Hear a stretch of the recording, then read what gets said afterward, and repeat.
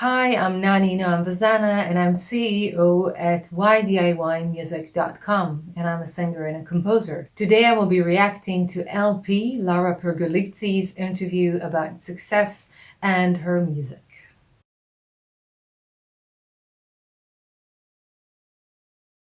Hi. What's up? You're the first guest we've had with the new carpet. Yeah.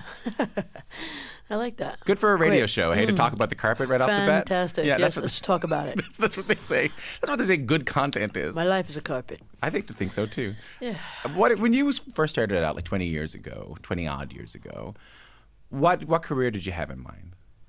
I didn't know. I mean, I didn't have any I didn't guess that I was going to make it, to be honest. Yeah. I didn't. I just was like kind of doing my thing, just trying to figure out what, grew up in a family that values academics, over everything else. And being a doctor or a lawyer was like, the version of success that I was fed. Yeah.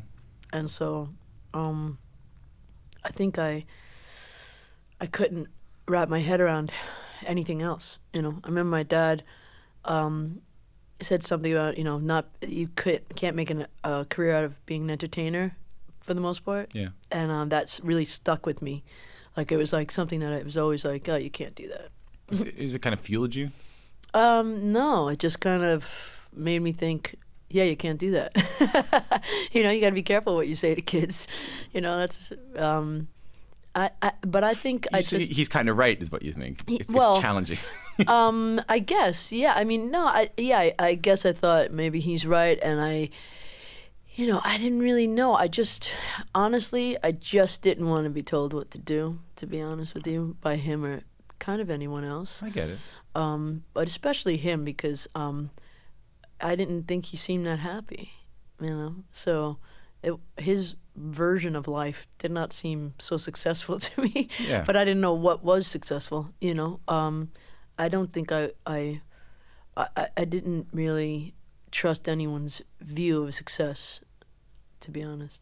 When you were writing songs for I have to say that I totally agree with what LP is saying here, because I heard the same thing when I was a kid, and my parents were telling me that I wouldn't be able to make a career as a musician, and my parents were a kindergarten teacher and a driving instructor, and for me their life didn't seem as happy as they were depicting it to me. So they were promising me a life of happiness, which I didn't see unfolding in their lives. And I thought, yeah, that's not where I want to be. And I remember that when my mother told me when I was 14 years old, like, how are you going to do this? This is, you can't do this. It's way too difficult. And I said, well, I think I'm strong enough. Well, I don't know today what I was thinking when I was saying that, because of course, I don't know what strong enough means, but I somehow knew that I could stick with it no matter what. It was important enough for me, and I think that's what I meant also when I said that it was important enough for me to stick it through and do whatever I could to make that dream of playing music for people and travel the world with my music come true. And I'm feeling super happy that I'm doing it today, and I draw a lot of inspiration from what Laura is saying in this video. Rihanna song and the Cher song, but when you look through all the songs you've written, all the placements you've had, there's an awful lot of them. Is it challenging to do that and try to get your own music out at the same time? Or even write for yourself too? I mean, you have to know how it happened. I mean, I got my first major label deal in 2006, yeah. And I was introduced to a lot of big songwriters. It was Island Def Jam, and I was being fed the idea that I could would be a big pop star or whatever. I didn't know what was in store or whatever, but I was moving all around with different songwriters, writing with them for my record. Well, what I really loved was that I got all this. I got to write with these people who were successful songwriters, and absorb their whatever, their essence. And so at the end of, and then, I got a deal with an indie through a major through Sony. So it was like 3 years basically banging around in the major label system.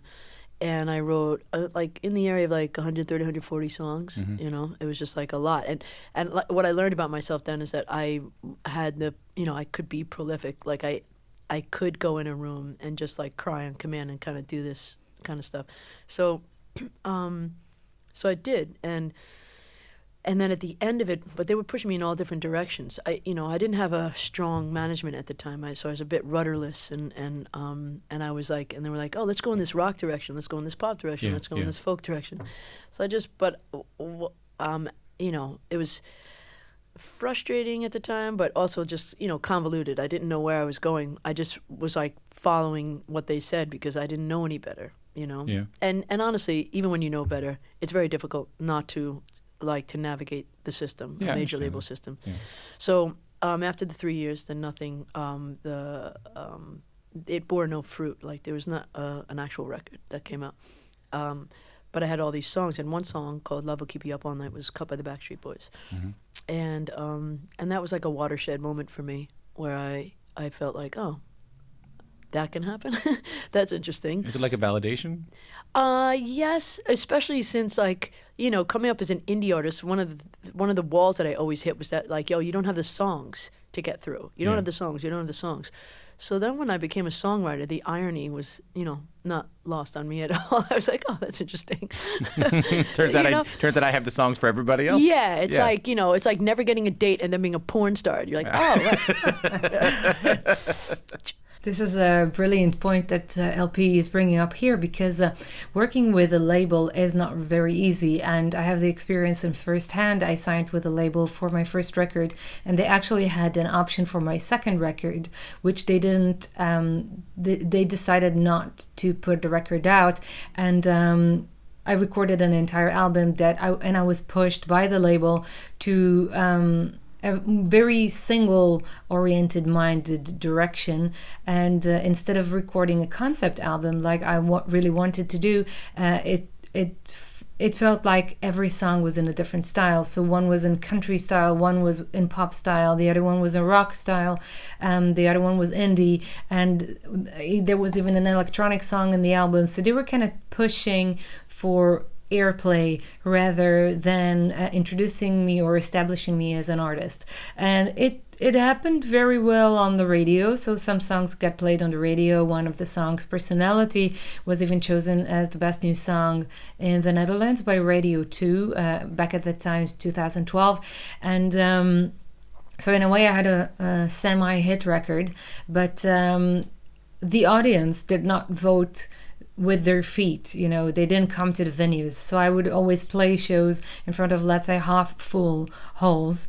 And with the second album, I decided to break the contract with the label, and I paid my dues and everything, but I decided to release the second album on my own, and I did crowdfunding, and I ended up writing a lot and choosing the songs from my own experience, and of course creating together with my audience, because it was a crowdfunding campaign.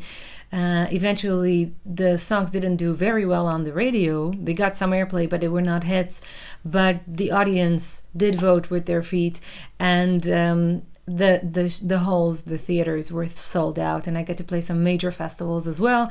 So it kind of goes to show that you don't really know what is going to hit and what is going to miss.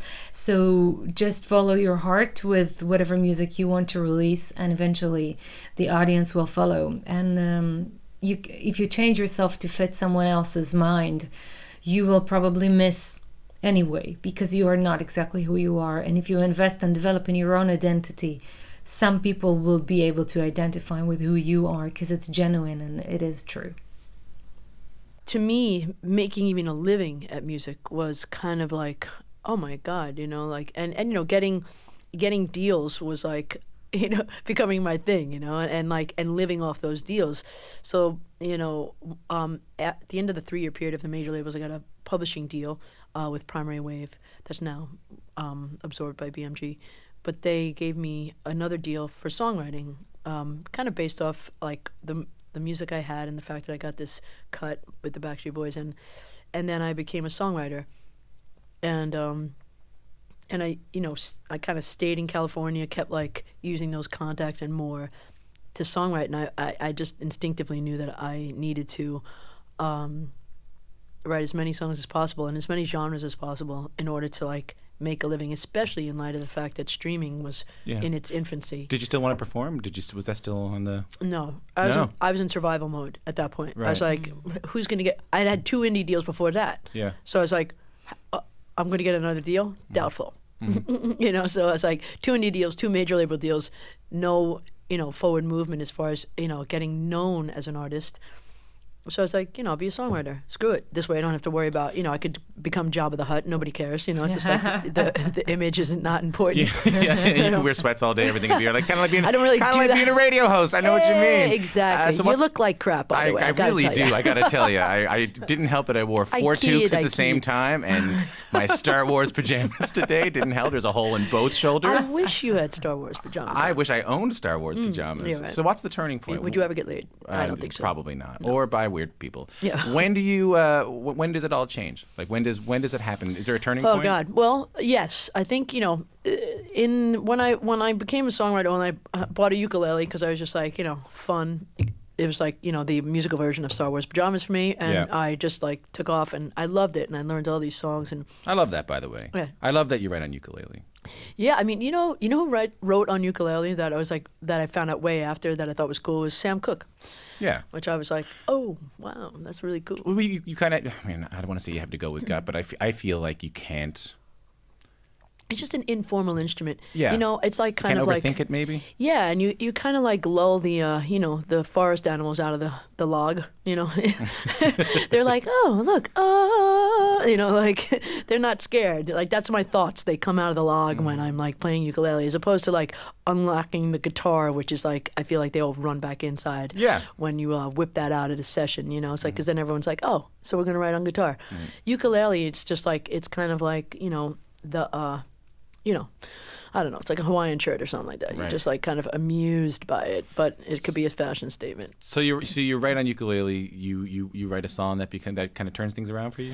I write Into the Wild and a few other songs that are just like Forever for Now and Tokyo, and like it just opened the door in my heart back to the love of music after I'd been through kind of what people would consider the ringer.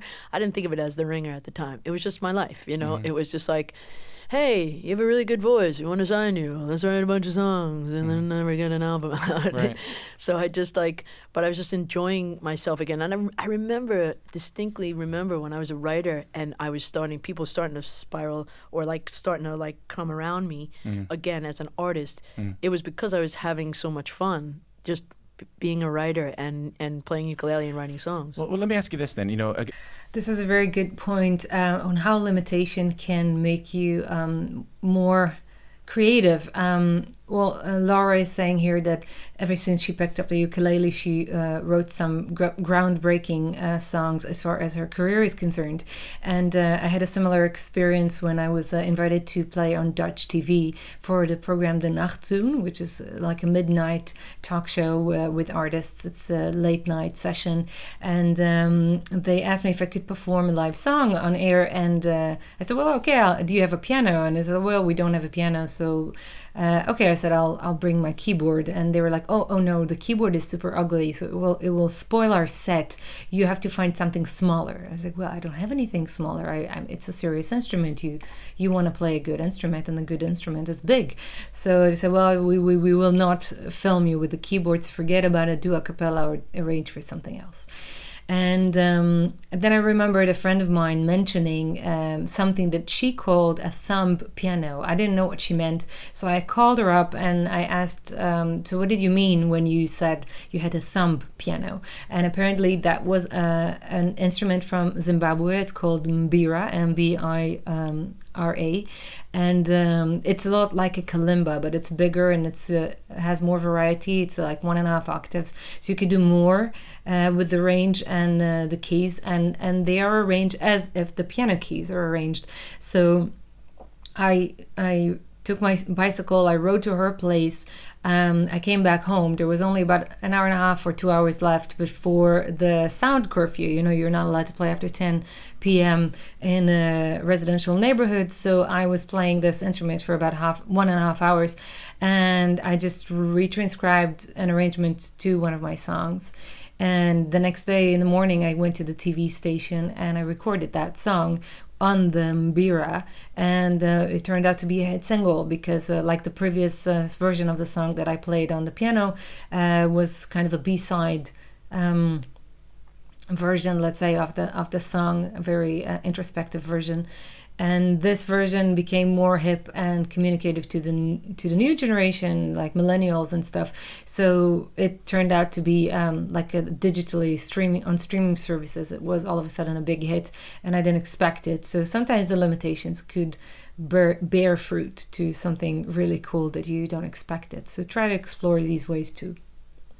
And Jim Cuddy, he's in this band called Blue Rodeo. I don't know if you know them, but they're like a very big Canadian band. Like, you know, a big, I'm not familiar, I'm sorry. So they didn't really become super successful till he was around 30, 31. Mm-hmm. And he said he was incredibly grateful because had he gotten successful when he was 17, he would have had a really hard time with it. Do you feel like that? Like when you're able to do the rooms you want to do now, when you're able to play the shows? Oh, yeah, the appreciation factor. It's so nice to be able to appreciate and enjoy things in real time because, you know, I wrote with a lot of artists.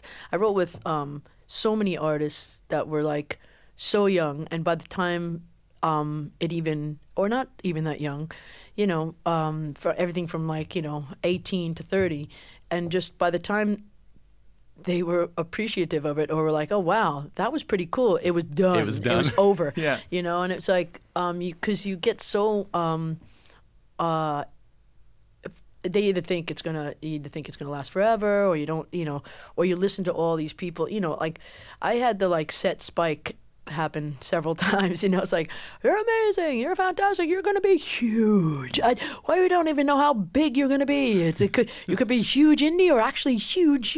Oh, yeah, right. And then it's just like, or you could be sitting in your living room with nothing. Star Wars pajamas. You know, yeah, with Star Wars pajamas and a bar shift that starts at 5. Yeah, exactly. You know, right. It's not a very easy you know, headspace to navigate. And I think when you do get it, when you're like more mature, or not even, I think it's more like your experience. I think everything that matters to me in this business is one of the biggest things is my perspective. That's something I wouldn't trade for the world. You know, like if they said like, you know, you can go back 10 years, or you can go, you could erase your memory and just be the biggest star in the world. What you were promised to be, yeah. Yeah, and I don't. It's really about like, you know, the music and the bass. Like you know, like having a foundation is like really important. You know, and it feels really good and just like, I don't know, right. Can you take me through we're going to end on a song here. That's super important to have perspective and to see how you are dealing with whatever aspects your career, whatever challenges your career is setting for you. And I think it's also a brilliant point here because if you don't have perspective, you don't really enjoy or appreciate the moments that you are experiencing in real time. And sometimes not having success when you expect it will actually enhance your experience later on once you will receive it, and you will be rewarded with the value that you would like to have for your music. So I think in this, the advice would be to carry on and do your thing no matter what, and don't necessarily get any expectations as far as being famous or expecting to be appreciated by the audience. Do it for yourself, and eventually things will follow through for you as well once you know, things have to click at some point, and just believe in your way and go for what you really want to do. Go on the title track from Dreamcatcher. Can you just take me through Dreamcatcher? Well, Dreamcatcher is a few years old. I was, you know, going through my last breakup, and I remember it came out of that moment, you know, when you're formulating in your subconscious, or like just that edge of the subconscious leading to the conscious of like that this is over, you're breaking up, and it's like a very lonely kind of faltering around in the dark kind of place. And that song, that's like, I feel like it just was a poem that like fell out. And I was trying to play this guitar that was broken and out of tune in this studio. It was pretty apropos of that moment. And then I just did it with this guy, Chris Loco, in England. And we just like, he started playing the guitar like on piano. And yeah, and that song just fell out. And it's this album, there's like 3 songs that were around for a while that and that's the thing that's cool. That's why I also enjoy just writing constantly, because you just never know where a song's going to land. Like, I tell people that when I had Lost on You, by the time Lost on You was like killing it overseas, I was already like 30 or 40 songs away. Right. I'd already written 30 or 40 more songs. And because people, you know, I get this like thing in you know, name the country, and they'll be like, so you must have known that Lost on You was going to be a huge. No. I was like, I actually got dropped from Warner Brothers after I played it for them. That's how no albums work that way. No, Yeah. I mean these things. That's the funny thing when people come in to promote their records. They're always they're always about 2 years removed from the pressing questions I have about the songs they just wrote. Yeah. Yeah, it's so nice to meet you, by the way. You too. Brilliant ending to this interview. As you can see, Laura's biggest hit, Lost on You, has been written, and after she played it to the Warner Brothers, they actually dropped her. The label decided to terminate her contract after listening to that song, and she chose to release it anyway, and after all, it became a major hit in so many countries. If you look it up on YouTube or on Spotify, you can see that it has 250 million views, sometimes 500 million views on certain platforms, and it's like, it's such a communicative song. It's such a beautiful feeling, and you really don't know which song is going to be the one that is going to make it and connect to as many people as possible. And I think this is a great proof of what it is being yourself, and continuous writing means just, you know, going with the flow and not to be afraid to go on or stay on something that you really want to do. And with that positive message, I'm going to end this session. In the meantime, at home, keep on working on your music. And if you have any questions, feel free to write them here in the comments. Please subscribe to my channel, ydiymusic.com. Also, if you want to check out the course for independent musicians, if you want to launch your international career and you have questions and you feel like you need a little bit of guidance, check out the course. And it has 17 episodes that will walk you through everything you need, from creating an electronic press kit to communicating with fans, crowdfunding, using PR, exposure on social media, etc. So good luck, keep calm, and DIY.